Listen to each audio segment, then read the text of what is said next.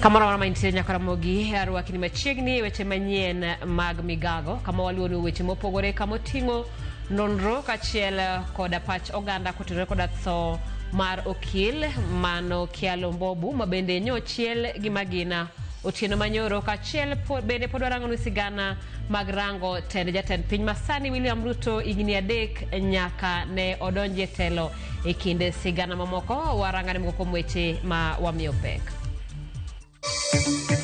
Riwruogo kinde LSK dwani okwach kicho tim nonro mapiyo mar yango jonek mar okil Kyalo Mbobu. Gavana Mathara Nithi osiemo lakteche masemo jotuo ni osuptende sirikal onge thieth mondo gidhi osuptende mag ji giwegi. Tumeweka stima baada ya miaka 60, tukapatia stima watu 214. Alafu usiku mkora ingine anakuja anapanda juu anatoa mafuta kwa generator kwa transformer. Kuo mwandu sitima Luanda medokelo luoro ka jopinyo ji mondo okonye tieko timno.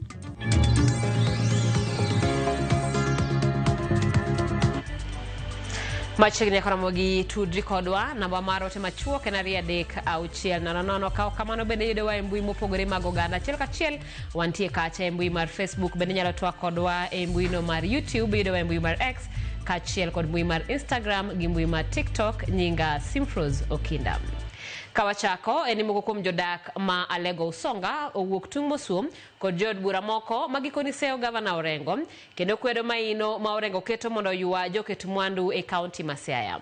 Gikoni machiegni ni jod bura ma Alego Usonga Samuel Atandi osebedo ka kwedo kenge ma Orengo keto ka gichiwo ranyisi kod weche mosebedo kaluoro bad balariany ma Jaramogi Oginga Odinga University of Science and Technology manitiere e boma ma Siaya. Kotene kod Jakom kotene kod Joram Nyanga kod Francis Oduor Amolo gikwayo jod bura margi mondo kik donjre e tije gavana kokalo kuom Siaya jopiny. Realms of the county government to allocate funds for university because university is not devolved. I am concerned because these issues are being brought up by people we really respect. A case in point is the member of parliament for Alego Usonga, and we are very much disappointed to this extent that he is going to the extent of mentioning the name of the governor and misleading the public that the governor intends to reallocate land that is meant for the university to be used in building county headquarters. That is far from the truth. Kama Mheshimiwa Atandi anataka kuleta university Siaya, Mheshimiwa Atandi yeye yuko kwa budget. Na hapo nyuma ATC tuko na prison. Hakuna kitu prison inafanya katikati ya town. Atandi atoe prison, atafute kiwanja kule Matera ama Barolengo ama aende kule Central Sakwa, apeleke prison huko, achukue university aweke kwa prison. We implore on him to consider retaining that land for the sake of the expansion of the university and not for building county headquarters. But it seems the governor is not listening. I want to remind him today that according to the interests of the people of Alego Usonga, we would rather have the university in that land rather than the offices of the county government of Siaya. Kawadhi nyimeni jotelo manyien mag duond od bura mar ODM e kaunti ma Bungoma okwedo ywak mar kuo ombulu e yiero ma yande gitimo. Kotenda gi kod jakom mar chama no Paul Otuoma gikwayo kweth mane ok oyudo thuolo e yiero no mondo riwre kodgi e gero duond bura mar ODM. Otuoma bende en gavana ma Busia ne osingo ni giseikore mar rwako kweth no kendo tiyo kodgi kanyakla.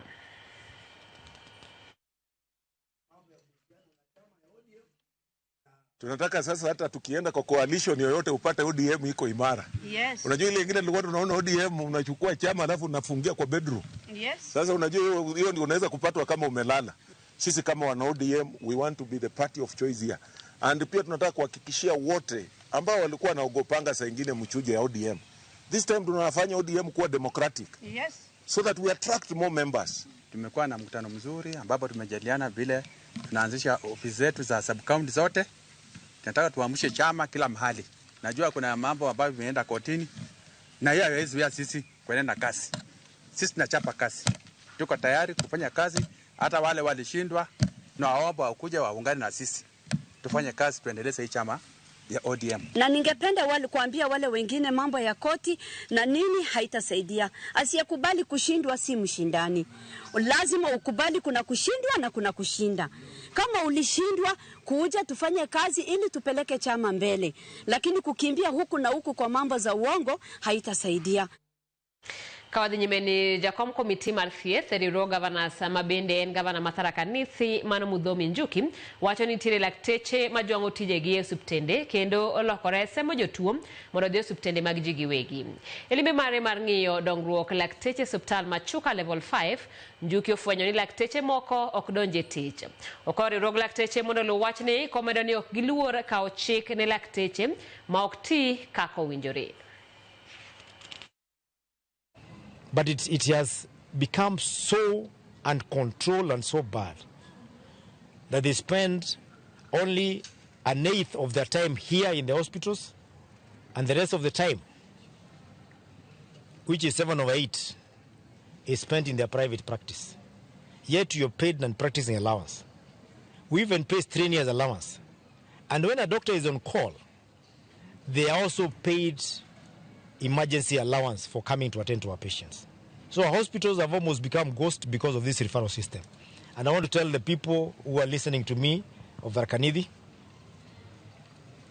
we are putting measures in place, and I want a system put in place so that our people know where to complain.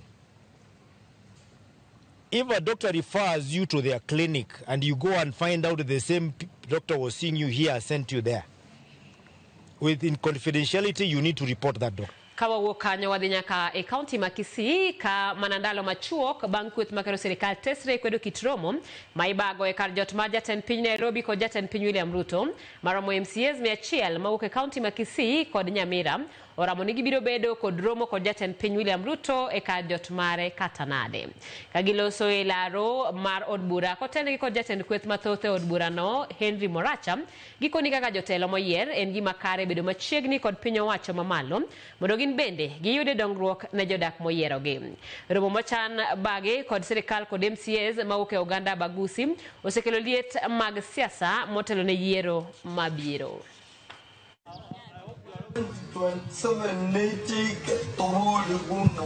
We have received an invitation from the head of state, who is the president of Kenya, William Samoei Ruto, and we have resolved as a house today that we will be going there later this week. And our agenda is first, as members of the County Assembly, to thank him for allowing county assemblies in Kenya to have autonomy of their resources. Wakati ugatuzi yetu ilikuja devolution, sisi tuliweza kuwa na miradi tofauti tofauti, na kuna miradi ambaye imekwama, na hii miradi tusipoenda kwa rais tuzungumze naye aweze kutueleza sababu ambayo miradi mingine imekwama na tupate jinsi ya kukamilisha hii miradi, tutakuwa tumeketi tu hapa kama watu ambao hatuna mwelekeo. Mkiangalia katika sehemu zote nchi yetu ya Kenya, waangalia hapa katika eneo la Nyanza, watu wamepata maendeleo.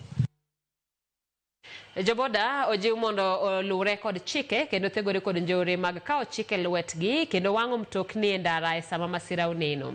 Mabiro e kinde ma sirikal oyango chako chenro mabiro chiwo thuolo mag dongruok ne joboda boda e yoregi mag menyo. Koloso masi e kaunti ma Machakos, jating dai ma jatend piny Faruk Kibet okone apisas mag arita kwe mondo oti machiegni kod joboda boda mar bero kindgi kendo chiwo lwasi mar tich. Kotene kod jaod bura ma Mwala Vincent Kawaya gikoni rakruok kod joboda boda ang'enge ema medo nyayo bedo gele mag joapiko. Kara kamano gikwero kweth njore mobudo e sekta mar boda boda.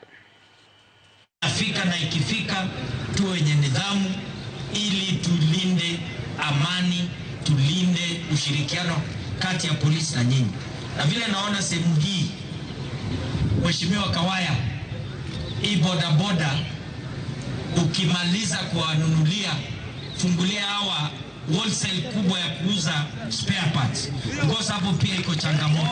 Mkiangalia ile upande kuna gari ya training pale. Leo I want to officially launch the training for 1,500 boda boda operators. Meaning that nyote ambao mko katika sekta ya boda boda ambao hamja trainiwa, hamna license, kuanzia leo tuna launch the training nataka niseme tukiwa hapa Mwala, mambo ya kuextend the term of the president, hiyo si mambo ya William Ruto. Mambo ya kuextend the term of the president ati toke miaka 5 iende miaka 7, hiyo ni propaganda inataka kuwekelewa Mheshimiwa William Ruto. Kwa hivyo ule mswada ambao uko pale ana haki wa kuleta, lakini sisi kama wabunge tutaweza kuamua, na sisi tunaamua miaka ni 5. Ya Daktari William Ruto ni ngapi? 10.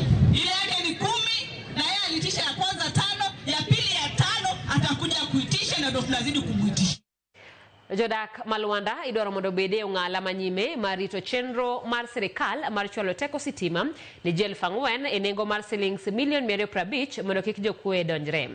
Mage wachi kod jaod bura Malwanda koyango chenro makamano e gwenge ma Munguyu, Itabalia, ward mawe Milabi, kowacho ni chenro makamano geto gwenge 27 Lwanda. Jaod bura ne olero ni tire jokuoge mag mwandu ma itiyo godo e tudo stima makoro onore kolero ni nyaka sani achiji 5 osemaki kachiel kuomgi nowito ngimane tok lwar kowuok e pol mar stima manoidho. Mongo wacho ni ok en gima ber ka joma pok nonwang'o stima nyaka ne Kenya yud loch mare koro ok nyal yudo stima nikech achudhe mamoko makoro geto kwalo mwandu mag tudo stima.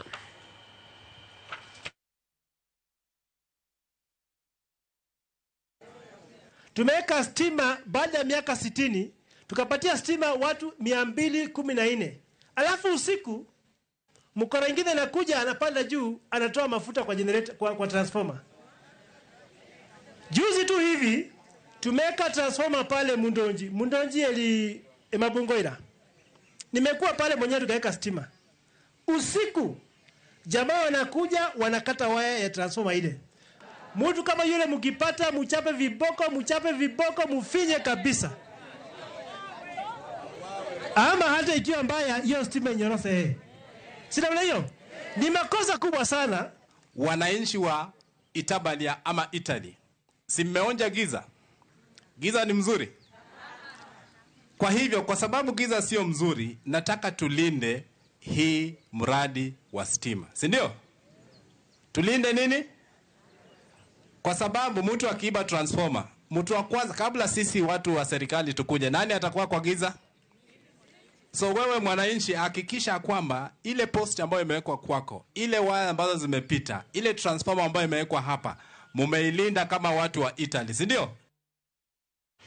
Jakoromogi mano bene mar kelo wach yweyo mokwongo chenro en mar migago adano otemo molo kanyo Ramogi TV an Pastor Omondi otiche mar gemo nyinyore mosna jaoda Sara Atieno gi Archbishop Odhiambo Gura. Wan kaka gala moro milongo ni Kikijuog Nyamasogo kowuok e gweng' mar Masogo. Wan kod ikruok mar keto arita manyasani ne transformers. Wakwayo Ramogi TV oketo e rameny wakonyo oganda. Eric Orwa Ouma, County ma Homa Bay. An Julia Samor gi chenro kiwacho kaminenowa madeno ba umoja mar Game Goat Regea. Neno maler kendo migago chopona eyo makare. Ane Manuel Okelo Ramogi neno maler awuoro nek marokil mae telo madhi mbele sani na paro no rumo ndalo moi. Ilokwana nyako Ramogi kikidhi mabor saa 7 gi dakika 12 wadhi yo machuo kikidhi mabor pododu kwa daweche mamoko.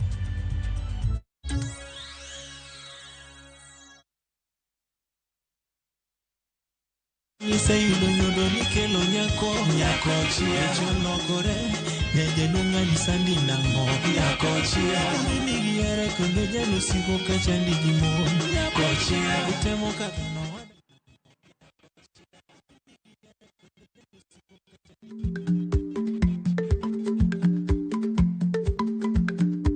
Ichlach nonego okal tako. Matiende ni bedo gi miluma mar yako mang'eny nyalo kelo rach.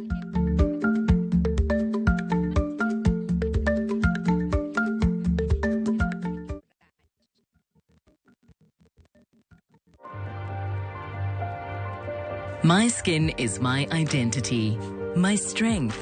It's unique and deserves care made specially for me.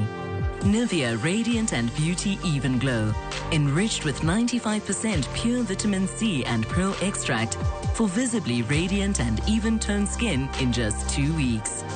Nivea Radiant and Beauty Even Glow. Skin is for celebrating my shade of beautiful. Nivea is for skin.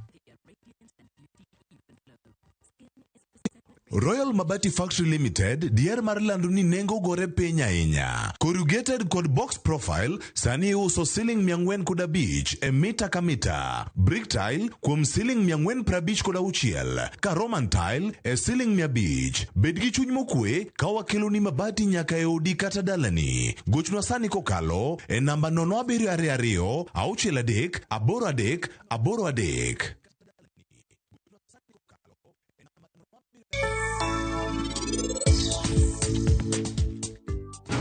Bende ning'eyo gimoro amora wi Sanju? Dawi, anakia gimoro amora. Koro inida wacho ni ikia gimoro amora wi wuoyi madhi kendo osiepni. Wachna, ere kaka mano nyalore? In ikia gimoro amora wi wuoyi ma Sanju no? Winja, awacha adier. Nyathina, kara nyako madhino en ng'awa? Mano bende nyara. Nitiere gimoro marach ahinya ma bro time. Pari. Buy Smarter Bundle today. Dial *544# or use my Airtel app. Na bado tuna grow. Asanteni wa Kenya. Introducing Wigo, your trusted ride. The ride with the most reliable, verified, efficient and transparent drivers. With fabulous cashback incentives for passengers, each trip on Wigo feels like an upgrade. Download Wigo from Play Store or App Store or SMS Wigo to 20425 and ride with confidence. Wigo, let's go.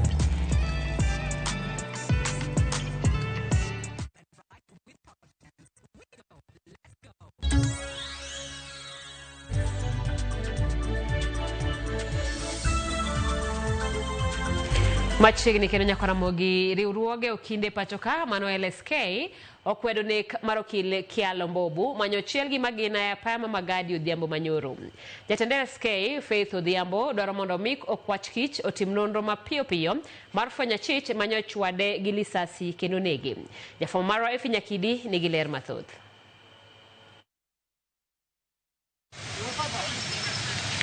Mae kaka apaya ma Magadi Road kochimo boma mar Rongai nyochalo Odhiambo Manyoro. Apaya no ema nyochiele gi magina okil Kialo Mbobu kar sa 11 ma midhiambo. Ma e kaka nyamburko mar Mbobu nyochalo. Kiyo ma nyamburko no notore kendo Rosari neno koliero e iye. Nyinjo mag kiyo manyotore bende nyonenore apaya no. Nikasikia nje kama mlio wa pikipiki huwa zinatoa sauti fulani twa kama fire burst, lakini nikasikia kama fire burst ya pikipiki kwa sababu ni njia inapitika. After kusikia hiyo fire burst nikasikia nduru watu wanapiga. Nikaambia wenye tulikuwa na watu wanapiga nduru ni nini? Twende tuone kwa barabara. Kukuja hivi tunaona watu wanatoka kwa magari wakiteremka hapo. Tukakuja na watu wa maua mbio. Kufika pale hiyo gari nayo ilikuwa imegonga Nisani. Sasa mama walikuwa kwa hiyo Nisani tukawauliza ni nini? Wakasema wameua mtu hapa na wao watu wametoroka na pikipiki wameenda. Wale mama wakawa wanalia pale. Na watu wakitoka kwa magari huko, "Oi, tusaidieni." Wale mama wakashtuka wakapanda nini wakaenda sababu hiyo gari ilikuwa tayari imeshagongwa na nyuma. Ndio sasa tukakaa ndio jamu ikakuwa mingi. Sasa tukaona mapolisi wakaanza kukuja kwa dakika tu. Kaluwore gi joneno achich manyoti motim makochno nochwado lisasi kendo bang'e idho apiko mochwe olal miru. Wenye walikuwa kwa gari wanasema walikuwa watu wawili. Wakati alishoot alikimbia tu na kukalia yenye ilikuwa tayari pale juu. Hivyo ndio waliona. Wakati walipiga kelele wakitoka kwa gari waenda wakishika hiyo mtu. Huyo mtu alikalia tu pikipiki na kuenda. Na wale wa juu wakajaribu kutoka kwa magari huko juu, tayari pikipiki imeshakata mbio. Kwa sababu pande ya kwenda Rongai tulikuwa na jamu kubwa, lakini pande nyingine hatukuwa na jamu. Sasa wakati walipiga kelele nini unafanya? Tayari amekalia pikipiki yenye ilikuwa ready pale juu. Nek makochno maro Kialo Mbobu okwed kod riwruogo kinde pachoka LSK kagiwacho ni nek makamano chalo manochan wirani okinde osebed kigeto kaluwore gi tich magitimo. Jatend riwruoge okinde Faith Odhiambo bende omedo ni kido mar lweny kaka mano mageto kinde thiro kenge mag chiwo ratiro. Mani nitie dwaro mar bedo gi alwora mar tich maonge donjruok mora mora. Dwaro mar LSK koro en mondo mi apisas mogo kwach kich ochak timo nonro mafwenyo achijego kendo neno ni ratiro oyudore ne Mbobu. Mbobu osetiyo kaka okil kuom thuolo malach kendo notiyo bende kaka jakom mar Political Parties Dispute Tribunal. Gisani ringre mare okane kar kano ringre mali buore Nairobi. Efi Nyakidi, Ramogi TV, Nairobi. Kapod wantiere wach mar nek mar okil Kialo Mbobu ni kini madwaro nitie mondo otim nonro ewi nek ma kamano odhi nyime kod timo nonro ewi nek mar okil Kialo Mbobu manonegi Odhiambo Manyoro kod achenye mapok oyangi kinde manowuok e tich. Wadwani mondo mi watude achiel kachiel kod jafwambo marwa Cynthia Onyango magi thuolo ni nitiere apaya no Mama Gadi Road kama nek ma kamano nyotimore Otieno Manyoro. Cynthia, poni nyalo winjowa, inyalo mana leronwa ni to chalo nade oko kanyo, to gie thuolo ni inyalo nyisowa ni ang'o mosetim, weche mage manie oko kuro, adiera ni kanye kotenore koda weche mag nek mar okil Kialo Mbobu.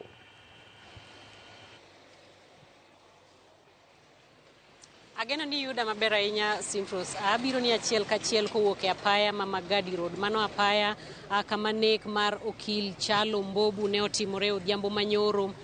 Kama ne owite ngimane kanyo bang' goye kod bunde kachiel kod jonjore moko mane ogeng'one e yorni e kinde mane dhugruok mar nyamburko ne oneno ka Odhiambo Manyoro. Kaluwore gi maling'ling ma watemo yudo kuom obila lero ni jogi chal mane oluwo wakili kowuok nyaka e boma ma Nairobi kuma ne owuok e tije, kendo luwe moridre kode mobaro kode apaya ma Lang'ata Road mobiro kode machiegni kama ne godhiambo kinde no mtokni ne opong' ahinya, kendo onge ng'ama ne nyalo neno ng'ama biro chien kata ng'ama ne nyalo wuok mbele. Jogo mane poni nyalo yudo thuolo mar rire matin ahinya en jogo mane ni kod boda. Koro kaluwore kod jong'anyo en ni kinde ni ema jok moko nowuok e tok okil, kendo bang'e chwade kod lisasi e mtoke mane ntiere kinde no ma owito ngimane kanyo, kendo bang'e ne gilokore ma gigomo ka gidok malo yo Lang'ata Road ma giringo ma okonegi kendo. Kachiel bende jopiny manoneno bende wacho ni seche mane gima kamano timre, buok ne obedo mang'eny ahinya ma dhano piny to ang'o matimre, nikech kaluwore kod jomoko giparo ni samoro japikipiki more mane bet ogore piny kata gima kamano, mak mana ni kane gifwenyo ni mane gima ne otimore, ng'ato ne owuok ma otemo mondo law jogo, kata kamano luoro ne obedo ni ponono ne gitemo lawe to gin bende ne ginyalo lokore kode kendo magigoye gi lisasi.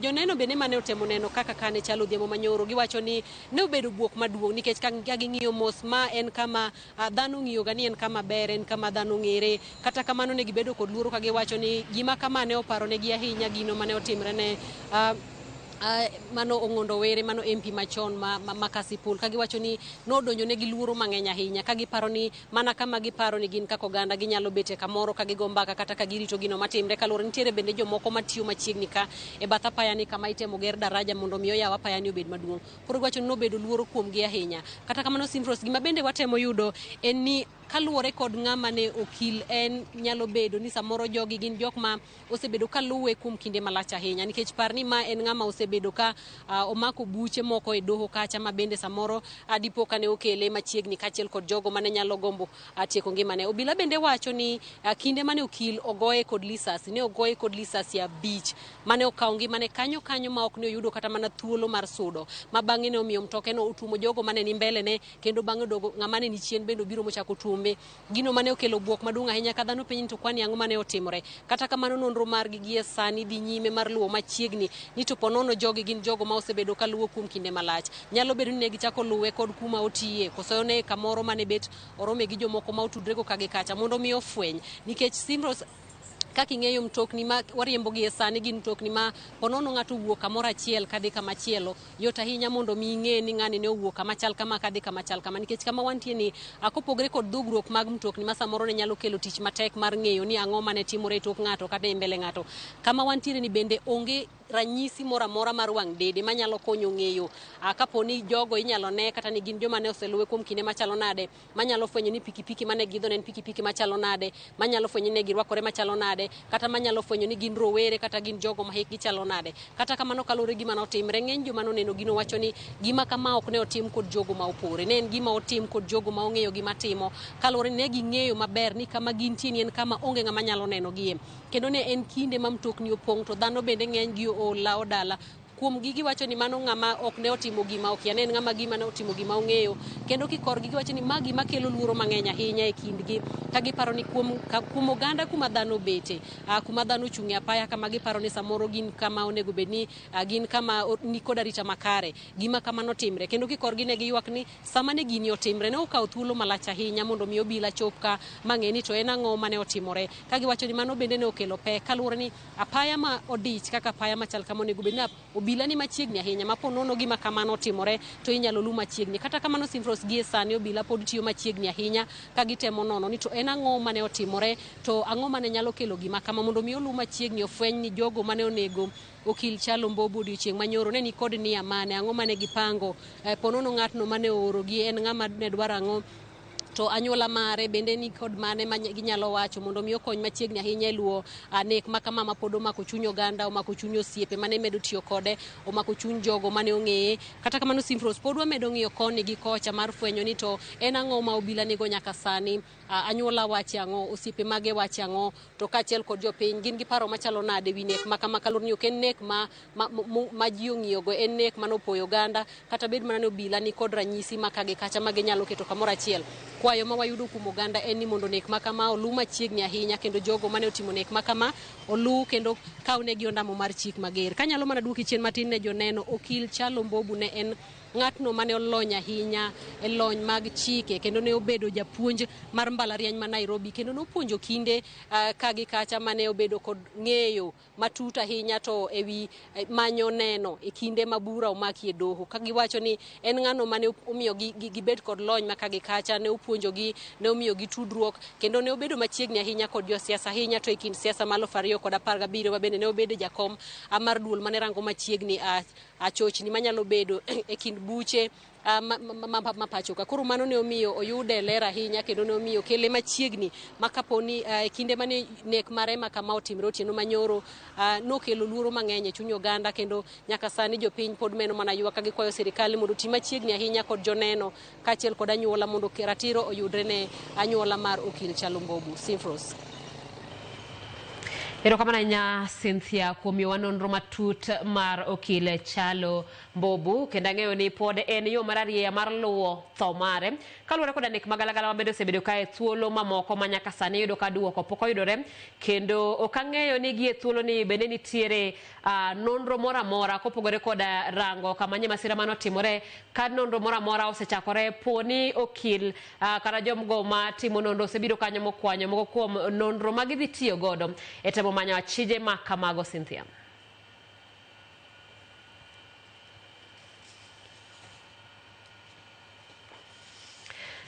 Cynthia okwinjo yo makare, ageno ni mano e nonro masani entiere kendo luwono yo makare en lipot mabende wabiro yudo kanyo e weche manyien mabiro nyime. Kao kamano nyakoromogi wadwani mondo mi wadhi nyime kod weche manyien mag migago kama sirikal kokadho kuom migawo mar somo kod mano mar omenda kwa mondo oneni skunde mag sirikal oyudo pok mag omenda mag somo e wang' sam.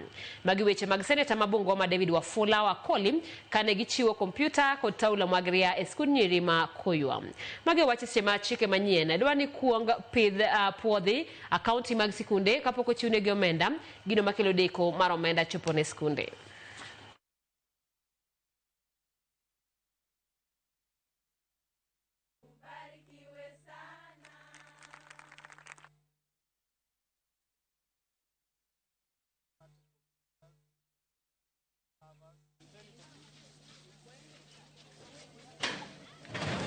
Kumekuwa na changamoto sana. Imegharimu shule hii wakati fulani kuomba shule jirani kompyuta zao ili tuweze kufanya mtihani huu. Mara nyingine tunatumia laptops ambazo ni za walimu waweze kuwapatia wanafunzi ili waweze kufanya somo hili. Na kwa sababu ya tunuku ambayo tumepata leo, tuna hakika ya kwamba watafanya mtihani wao wakiwa wametulia na matokeo yao yatakuwa mazuri. Just like any other parent, any other leader, it's important for government to honor its pledges and capacitate the students and the schools for them to run properly. And there is no shortcut. Either it's black or white. Government must send money to institutions of learning so that the head teachers can lead the schools comfortably without checking at who is coming through the gate or who is checking to the deputy's office because of money. Joala Mameru dwaro ni mondo lok twak manitiere od bura mar Senate ewi uso kendo tiyo kod ndawa. Gikoni ne oko kawo pachgi e kinde mane ichwalo dwaro makamane od bura mar Senate, kendo mano en okang' matamogi kaka jopiny nyiso chung' margi, kendo kolo parono matut mondo kik obi okel hinyruok ne weg ohala kod joma tiyo kod ndawa. Joala go omedo ni parono mar chik onego wit oko kata ochak ng'e manyien kaluwore kod katiba. We are alarmed that the bill of such magnitude could have been progressed through the Senate and arrive at this point with adequate public participation. We say so because apart from the news we have read in the media and online platform, the Senate or the sponsor of the bill has not come to us to seek for our views of the bill and to find out whether we support it or not. It should be a loss of the Senate that we operate in the line with the Kenya's Constitution 2010, with the mandate that the public participation must be undertaken before such bills are discussed on the floor of the House. Tunatoa wito kwa maseneta wetu wakiongozwa na seneta wetu kufanya jambo sahihi na kuomba kuanza upya mchakato huu katika kaunti zote ili kuhakikisha kuwa sote tunalindwa. I take this opportunity to ask the Senate to agree with the cigarettes and the nicotine pouches as an alternative for cigarettes because it reduces the risk of the mortality risk. Luoro okwako jodak ma Kesageti e kaunti ma Kericho mantiere kar chung' od bura ma Belgut bang' chiewo kendo yudo ka miyo moro ma jahigni 70 owito ngimane e aora ma Chepchirik. Kaluwore kod jodak, mamano wachore ni ne kuoto andiwo mana tielo machuo kowuok kama ne owite ngimane no. Jodak okuongo tim magi chich ni nyalo bedo ni nek mag jonjore ka giluwo ni ruoth ma location ma Seretut Kabianga chal maniendo e tich kendo okawo okang' ne jonyuo andiwo maricho. Jogo otamore golo ringre miyono nyaka ruoth makanyo chop kanyo. Gikoni thor mar mamano e pi makanyo ok en mokwongo. Na tulipokuwa tukikuja tunapiga duru tunakimbia kufika tunapata mama mwenye ako ndani ya maji. Sasa shida yenye huyu mama aliingia ndani ya maji ni shida ya pombe. Kuna chifu mwenye alikuwa amesema kwa sababu mmekataa pombe itoke. Hadi mtu akufe ndio pombe itoke. Sasa wamefurahi sasa. Wamefurahi. Tunaomba saidia sisi kwa hii pombe haramu yenye kupande hii Seretut. Imagine saa hii sisi vijana atupati watoto juu ya hii pombe haramu hii. Pombe hii tunasema ipotee. Muda mrefu sana tumepoteza mama kwa ajili ya wacha niseme ni rape case. Hata hii tunadhania ni rape case. Sio vile tumeona hata njia saa 10 hiyo. Huyu mama alikuja kwa pombe mara 2. Alikuja asubuhi mwendo wa saa 5 na akarudi saa 11 kama mvua imenyesha hivi. Nataka niombe tu kitu tunafanya kama kijiji, tushirikiane na serikali yetu. Tuchukue hatua kama sisi ndio serikali. Wacha kusema serikali itusaidie. Tuanze kama sisi kwanza wananchi. Kawadhi nyime jodak ma Talai, ward ma Kapkurkerwet, e kar chung' od bura ma Aina Moi, kaunti ma Kericho, okoten kaunti no mondo onyal loso apaya magwengego. Bende gikwedo tije MCA margi Martin Cheriot kod Governor Laktar Eric Mutai, magi wacho ni oketo gitenge e chenro mag dongruok. Gigo ni gin kaka oganda matine kaunti ma Kericho gisebedo ka gidong chien e weche mag dongruok, kendo dwaro nitie mondo jotelo migi pok mwandu kod chenro mag sirikal kaka gwenge mamoko. Mambo ya barabara hapa imekuwa mbaya na tumeenda demonstration.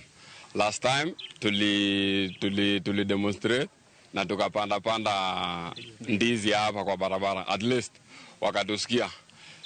Tunataka tuseme barabara imekuwa mbaya kabisa. Sisi ni wakulima wa maziwa pia. Tuko na ng'ombe na tunapeana maziwa. Hii barabara hii ingekuwa inapeleka maziwa town hata kuuza tu, lakini boda zetu haziingia hapa kwa sababu barabara ni mbaya. Ministry of Roads and State Department ya Works tunataka kazi kwa vijana. Hii njia hii barabara zetu za hapa tulikuwa tumeweka CIDP we all channel our views kwa ward admin na ward MC area. Na yote ilikuwa kwa CIDP. Alafu another proposal tulikuwa tumeweka hizi njia juu tuko town, tulikuwa tumeomba ya kwamba tuwekwe cabros. Which mpaka sasa hakuna kitu anything inaendelea hapa. Hakuna maendeleo yote, si tumetengwa ama maybe because ya jina hiyo. Ending ni adek nyaka jatend piny William Ruto ka utend Kenya. Moko mjo piny wake wi pek mar ngima kendo chiwo paro ewi okenge ma gidwani otim kaka lokruok mar reso uchumi. Ripota mar Millicent Adhiambo olosonwa ripodno. Igni adek mar tend William Ruto, jopiny wacho ni pek mar ngima oridore mokalo, kakata tero nyithindo e skul en lweny, gino magi wacho ni weyogi mana ka gigwonyore gi pado. Gik moko mane watiyo gogo bechgi ne bet odok matin. Sani ngima oyidho to pesa no be onge. Koro kata kaka yud pesa med ng'iewo go kata mogo onge. Pesa tin to value ne be onge gi value. Inyalo yudo matin to kigogo budget ok rom. Mi chop mana kinyalo ruon gi nyithindo nyuka. Samoro kata nyuka ne maonge. Ok ane awuon ka Kenya osetiyo kodwa maber. Nengo ngima odhi malo. Moganda oganda mar Kenya ywaka. Kata pesa michulo ne nyithinde school bende. Oganda mar Kenya ok winj maber. Gik moko bechgi omedre ahinya. Sigana makama bende chalre nyaka ne joala matindo ka giyuago medruok e nengo modhi mag tedo, sukari kod mogo, gima koro miyo yuto margi duono piny maru ka giyango ni mano bende koro chuno ni nyaka chiemo ok giyud moromo ne joutgi. 20 liters nanye 1,200. Sani 6,000. Ofla pay 6,000, 7,000. Kudu kodok into 5,000. To chumi okose kwa maber nikech bias odok piny, jionge pesa. Koro ka jionge pesa, sales manya uso kata 10,000, urugo 3,000. To chamo 3 meals in a day. Sadi ko wakati, chamo 2 meals. Kata sami chamo 1 meal. Mondo koro balance. Kata mana joriemb apiko bende yuago pek magikaloe ka nengo mauta magitiyo godo idho kinde ka kinde, wach maketo nweng'o margi dok chien. Chon yuto ne bet ber lakini sani ang'ang'ana chikini kiluo kor ka fuel be koni be oidho to ambe oinyoa. Yuto nyaka loso kata 2,000 kata 1,500. Sani to en mana moyudre ne mangi donjgo. Kata kamano ok gin oganda duto masoko wang' piny owacho. Moko kuomgi wacho ni rach mar ochumi masani ne obiro kochakore piny owacho mokalo ka gikwayo oganda mondo ode mana nyuok. Uchumi ndio loso ndio. Okanya wacho ni okoloso ndio, lakini koro ing'eni odongi gina riyo to jidoke yiero. Kwa sale ando ganya mana wacho ni wavumulie tu wameme time ngechingini uchumi okanya pande uchumi okanya idho dichiel. Koro mbeo koro obe wasapoti gima jagot ni timo. Osebambana nikech uchumi ne piny. Otemo matek mondo mi uchumi oyidhi. En mani piny mana yudo ka uchumi nosedhi mapiny modok piny ahinya. Koro gisani warituru kendo wahore uru nikech ang'eni uchumi dhi bedo maber. E sama nengo medo ridore, thoth oganda jo Kenya sundo mondo mi piny owacho oduok chien pek mar ngima ahinya to e mwandu mochuno. Ni mondo oduok uchumi piny, oduok nwa kata mana mogo piny. Nengo mogo oyidho nwa, makata kaka wanyalo timo onge. Ogol osuru mang'eny mokete baye gik moko. Osuru ikogolo odhi pesa godhi bedo ngima dhi dok piny. Ko oket pesa e ground, pesa ok duoke piny ground. Mondo oduoke nengo chien kuom igni ma wadong godo 2 kati ichaki go kura mondo jopake ni Ruto omiyo wakoro wawinjo maber. Ne tem duok no kata ngima piny mondo bede at least kamoro ma levelized. E sama koro en igni adekni, penjo to pod medo mienjo ni to en nyaka karang'o ma oganda jo Kenya pod biro medo neno pek e nengo ngima to kod lokruok mar ochumi. Millicent Adhiambo, Ramogi TV, Kisumu County. Erokamano ahinya Millicent Adhiambo. Chenro mar ng'e gwenge wa kawuono dwani ng'e sigand gweng' mar Ayudhi manie kaunti ma Migori. Jafwambo marwa Millicent Adhiambo terowa Rayudhi.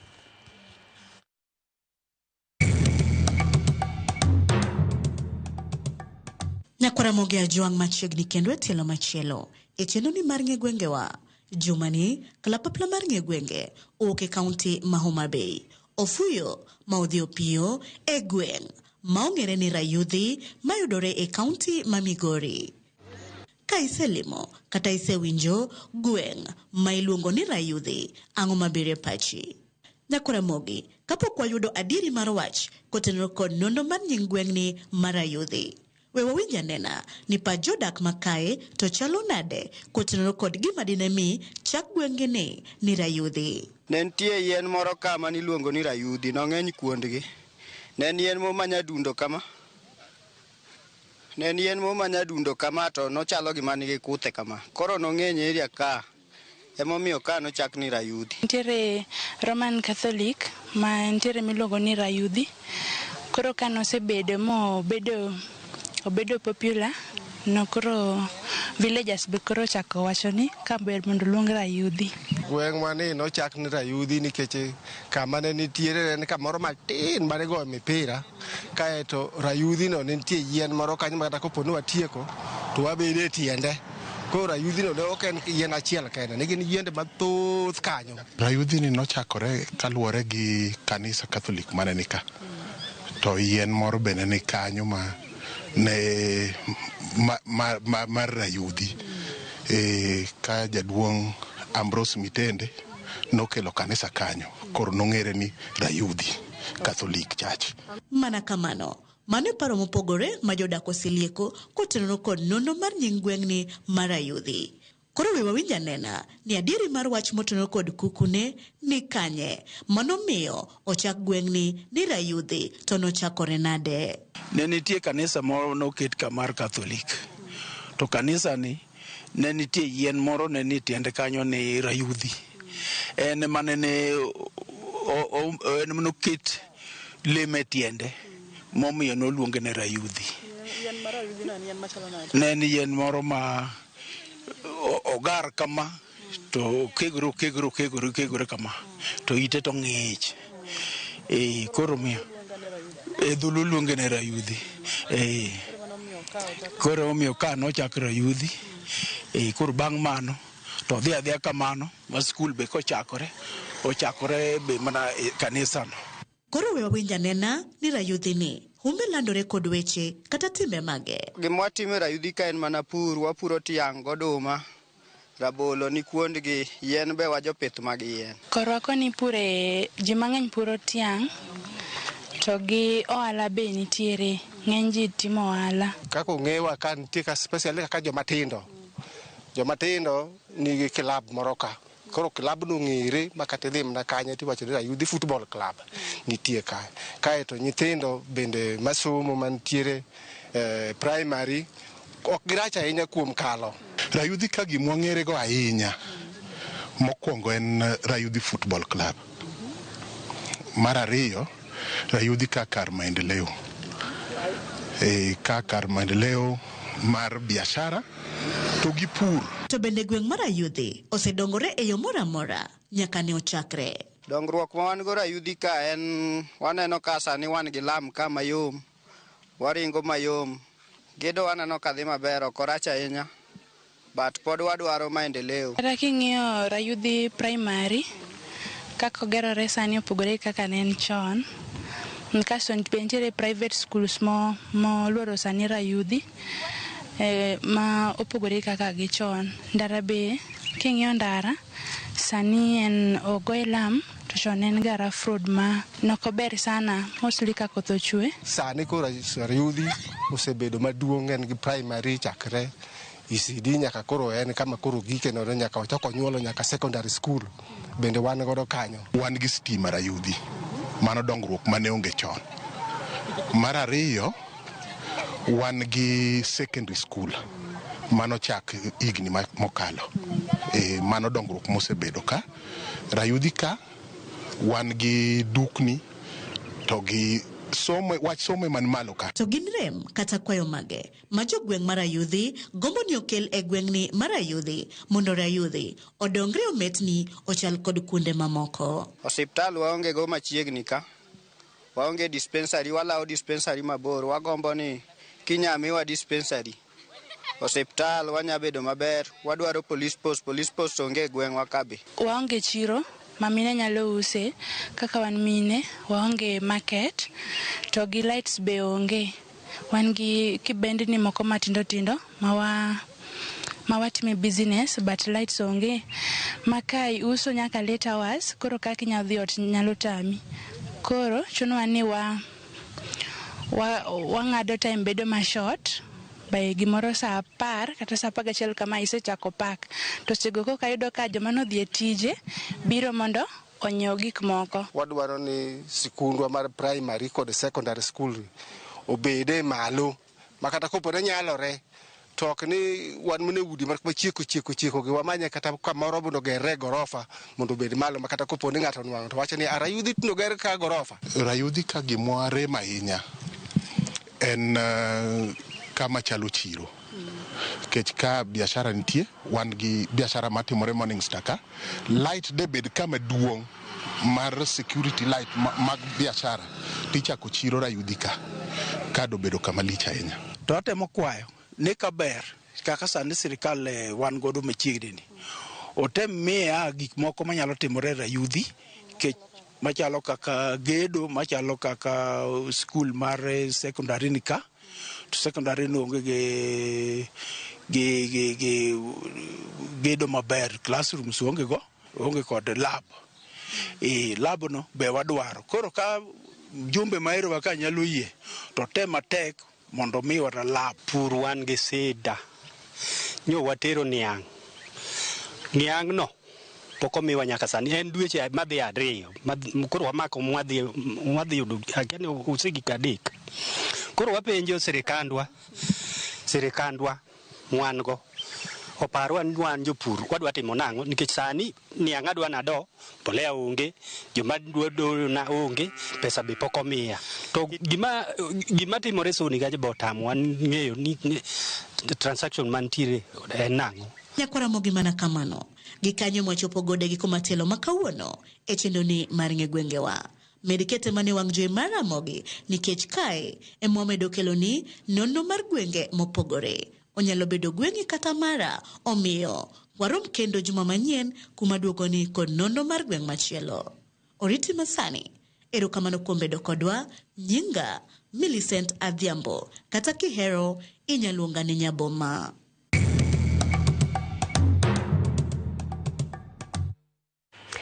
Tok sigana mar Millicent Adhiambo wadhi yueyo chenro en mar migago. Aneno kanyo ka wan team mar Magang FC ka wane dala mar ng'iya wamor gi migago. Heru Ramogi TV gi Magang FC erokamano ahinya kuom ote makamano. Aneno kanyo ka jawendo wacho ni oneno wa eyo makare. Stafford bende wacho ni oneno Ramogi TV chenro mar migago. Erokamano ahinya Nyakwaramogi odwa ni mondo mi wakaw yueyo kaeto waduogo gi weche mag tuke kikidhi mabor.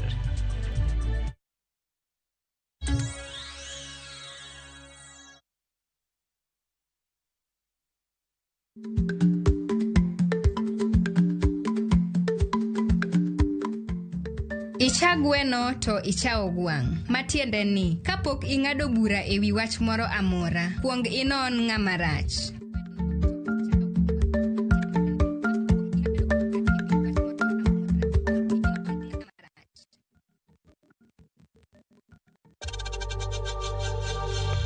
We know times are tough, so save money by buying airtime from M-Pesa to any network with zero transaction fees. Dial *487*2# and get your airtime PAP with zero transaction costs.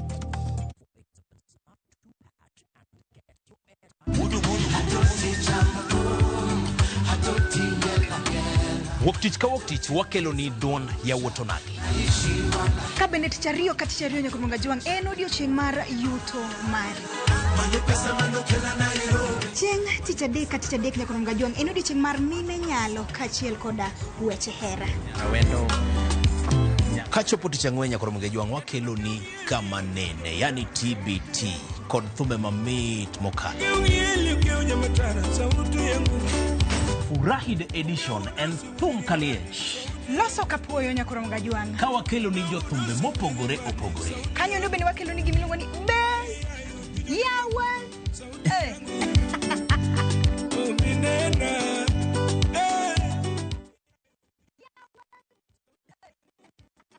When the crowds are gone, Diani feels like it's yours alone.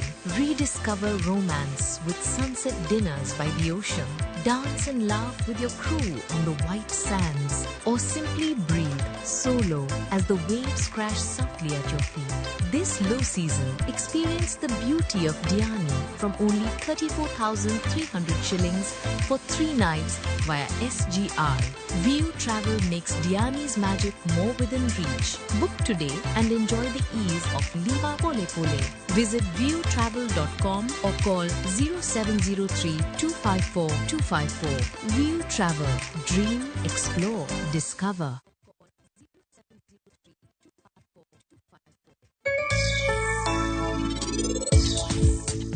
Wase uoyo kaki pidho kich, jumani wadwa puonjore kit value addition mabende yudo record kamor kich gi kich owuon. So here we add value to the product we get from beehive. So apart from honey and what people knows, we have shower gel, we have a antiseptic body wash. This is the honey wine.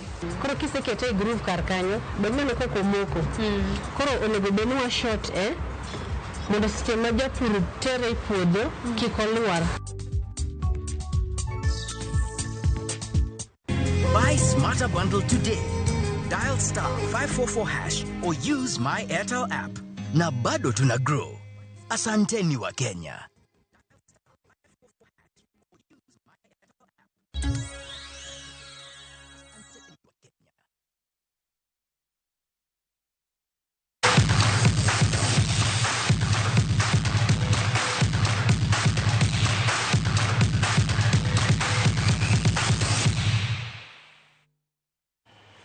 Machiegni papa riwruok mata tuke mag taekwondo oloso mbui margi mar timo ndikruok motel ne tuke mag piny mangima jotugo ma igini piny mar 21 ma ibiro bagi e pachoka kuom thuolo mokwongo.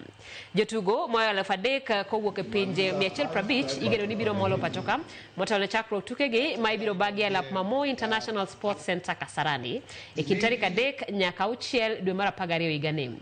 Tukegi igeno ni biro jiwo weche mag limbe pachoka kaachiel gi goyo jek ochumi.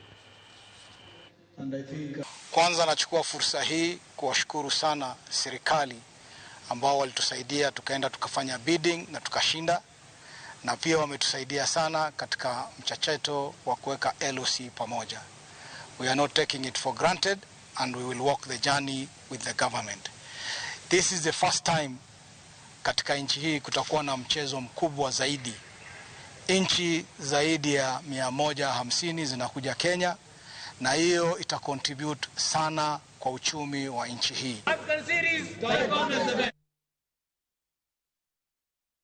Team maradhula mar piny Nigeria kidekre mioro e tuke mag piny mangima higa mar 2026 toku kamodhi gola chiel kuma chiel gi team mar Afrika ma milambo. Nigeria nitiere thuolo mar 3 e chung mar timbe Group C tok Benin gi Afrika ma milambo momako thuolo mar 2 gi 1 kaka luore no. Can he get it square? Own goal! Just Ekong has put the ball in the back of the net for South Africa. He scored twice against... Excellent ball played, hard and low. Difficult for the defender to defend, facing his goal. The defender off well. Dele Bashiru for Nigeria. Burst the pace. Now can he square it? Williams is in trouble. They have the equaliser. Bassi came all the way from defence. And Nigeria are back in this game. Time. Quality of Nigeria comes through. A lovely dink to the far post from Bashiru.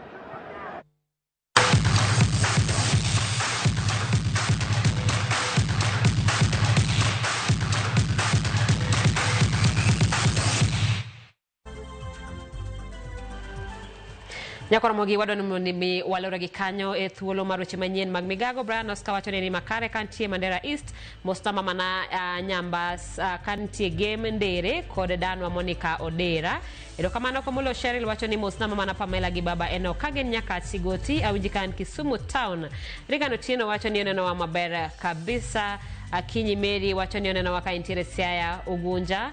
Aneno kanyo ka James Okoth wacho neno wa maler ka entiere kanyo e county ma Kisii. Ka bende aneno kanyo ka jomodong wacho ni gineno Ramogi e yono makare. Nyako Ramogi adwani mondo mi walore gi kanyo sa biro gede ka 50 kod adek mondo wawe thuolo ni mbaka ndalo DJ Kolo kachiel koda Lin osechopo ka mar mondo mi gita chenro mar mbaka ndalo. Kamana nyako bedo kodwa thuolo ni duto. Nyinga Simfroz Okinda.